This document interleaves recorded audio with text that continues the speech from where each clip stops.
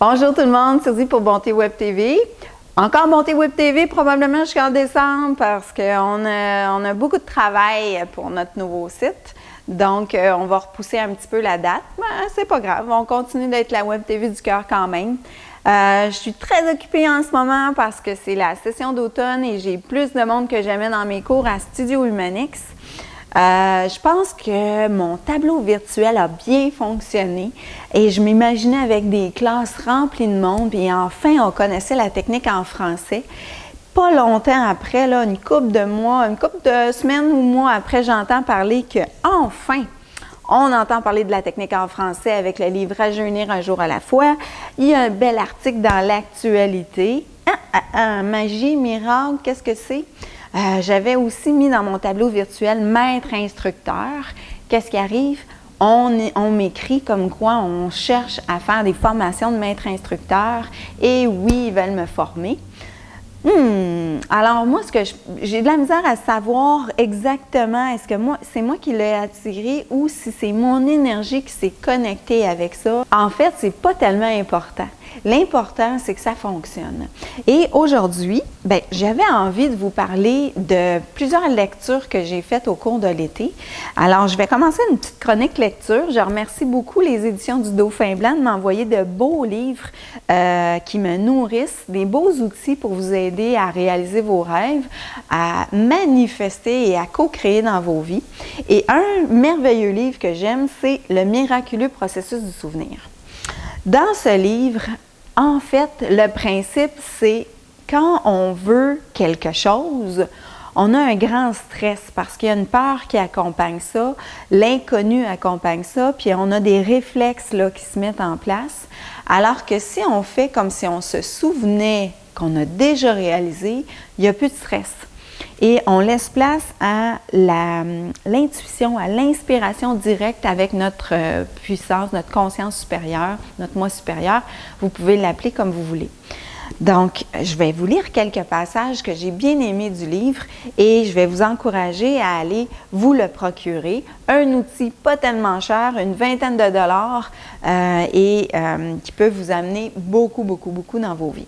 L'action de vouloir nous sépare de ce que nous pensons que nous voulons. Quand nous voulons un résultat, nous créons un obstacle immédiat à son obtention. Quand nous pensons que nous avons besoin du résultat, l'obstacle devient encore plus grand. Le besoin perçu déclenche la peur de ne pas obtenir et la peur engendre une réaction de lutte et de fuite dans l'organisme, dans le corps. Prenez l'exemple d'une importante entrevue d'emploi. Comment on se sent avant d'aller faire une entrevue?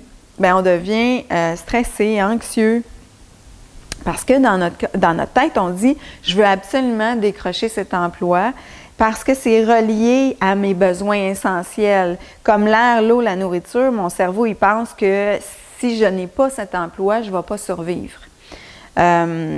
Et à ce stade, nous pensons qu'à la survie fondamentale. Moi, quand j'ai ouvert le studio ici, c'était extrêmement stressant. Pourquoi? Parce que j'avais des scénarios constants que je n'allais pas arriver, que j'allais mourir de faim, que j'allais fermer le studio après quelques mois et retourner dans un emploi que je n'aimais pas. Les scénarios étaient là en place, mais en même temps, comme je le sais que la pensée crée, je travaillais très fort là-dessus. Mais c'est difficile parce que des fois, les gens ils vont dire « tu pars ton entreprise, ça prend 5 ans avant de… » Hey, si il fallait ici que ça me prenne 5 ans pour survivre, j'aurais jamais pu continuer. Personne ne connaissait Essentrix.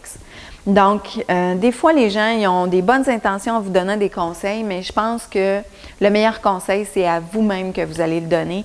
Et surtout, restez positif, visualisez positif, évitez les scénarios de peur, évitez aussi ce qui nourrit les scénarios de peur ou même au niveau émotif, comme par exemple d'écouter une télésérie qui est très lourde au niveau émotif. Ça, moi, j'évite ça. C'est comme de nous garder dans ce sentiment-là, puis ça laisse dans votre énergie pour tout le reste autour. En tout cas, pour moi, ça fonctionne. Vous verrez, peut-être pouvoir l'essayer.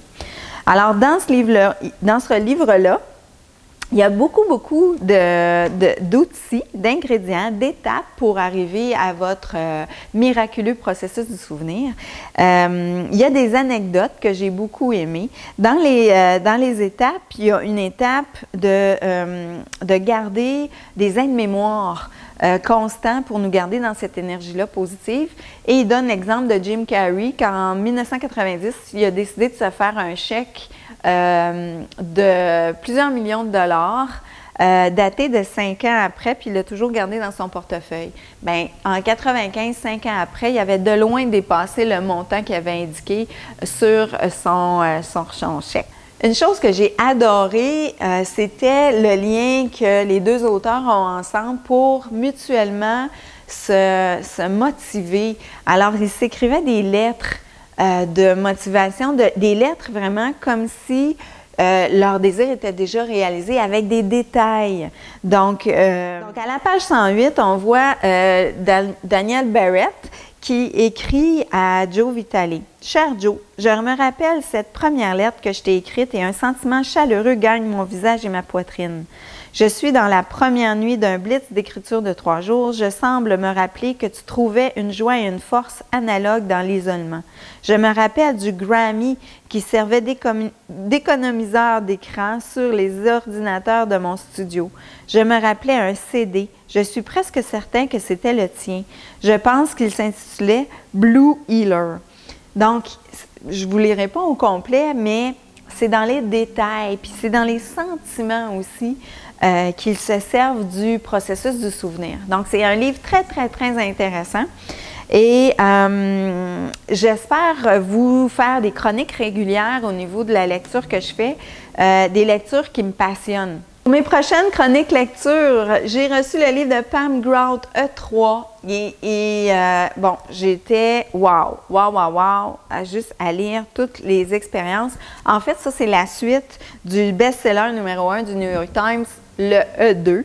Et comme je n'avais pas lu, je suis allée tout de suite me le procurer pour savoir de quelles expériences et exercices qu'elle nous racontait pour amener les miracles et vraiment nous expliquer la loi d'attraction, mais de façon miraculeuse. C'est vraiment, elle s'est bien expliquée et elle nous donne des exercices à faire parce que la meilleure façon d'expérimenter quelque chose, c'est en agissant, puis en créant, en le faisant, pas juste en lisant des livres. Et dans le 3, bien, elle explique qu'elle a reçu énormément de courriels de manifestations de gens qui avaient réalisé des grands progrès et des manifestations assez importantes grâce à ces exercices du premier livre. Ensuite, j'aimerais vous parler du livre de David J. Les secrets de la méditation. Étant une personne, moi j'aime méditer, mais j'ai de la misère, j'ai de la difficulté avec la discipline ou à m'asseoir et juste respirer, parce que je suis une personne qui aime bouger beaucoup. Alors, je vais vous parler de plusieurs façons de méditer avec ce livre que j'ai bien hâte de vous lire, de vous présenter.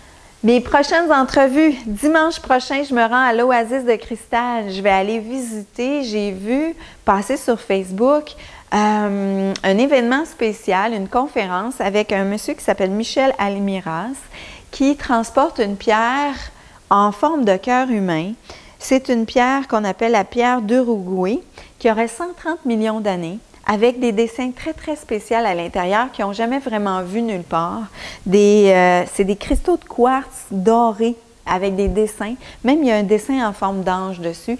Donc, ce serait un message, mais ils ont de la difficulté à savoir c'est quoi vraiment le message. Par contre, les gens, quand ils touchent à la pierre, il y a une énergie spéciale qui sort de là. Ils se sentent une paix, un amour. Alors, j'ai très hâte de rencontrer le monsieur et de voir cette pierre. Enfin, je vais prendre des belles images. Et à l'Oasis de Cristal, ils ont une nouvelle pièce, une pièce d'immersion cristalline avec des quartz toutes sur les côtés. C'est vraiment wow! J'ai très hâte de voir ça aussi. Donc, ça, c'est pour la prochaine entrevue dimanche. Ensuite, mardi le 6 octobre, je rencontre Geneviève Young pour les constellations synchronicité. On va parler de son livre, donc elle sera en studio ici, j'ai très hâte de l'accueillir. Et son lancement est le 21 octobre, 18h30 au district 23 à Boisbriand. Et comme je ne pouvais pas me déplacer, elle a eu la gentillesse de se déplacer ici pour qu'on puisse parler de son livre. Ensuite, à l'horaire, dans les prochaines semaines, je vais rencontrer Claudette Jacques, une spécialiste de mandala. Elle a écrit un livre qui va paraître bientôt, Une année avec soi, et 2 autres titres au niveau de ces mandalas pour éveiller la conscience et pour libérer ses forces intérieures. Je vais également rencontrer Joanne Flansbury. J'ai tellement hâte de la rencontrer. C'est une spécialiste au niveau des anges. Elle reçoit des communications des gens de lumière depuis de nombreuses années et elle a une boutique dédiée aux anges dans la région de Gatineau. Alors, on va parler de ses prédictions Angélique 2016. Elle a aussi un agenda, Angélique 2016. Et son titre, c'est L'année de la conscience. Et ça, je trouve que c'est très, très approprié. Je vois passer beaucoup de choses sur Facebook, entre autres des grands mouvements pour inspirer les gens, puis changer au niveau de l'énergie, puis du niveau de conscience. Que ce soit France Gauthier, que ce soit François Lemay avec son mouvement Inspire-toi, ou encore les inspiratrices. J'aime beaucoup. Alors, il faut continuer comme ça. On va changer notre énergie, puis on va y arriver à vraiment voir qu'on peut vivre heureux et faire des choses qu'on aime. Alors, je vous embrasse très fort et on se revoit bientôt.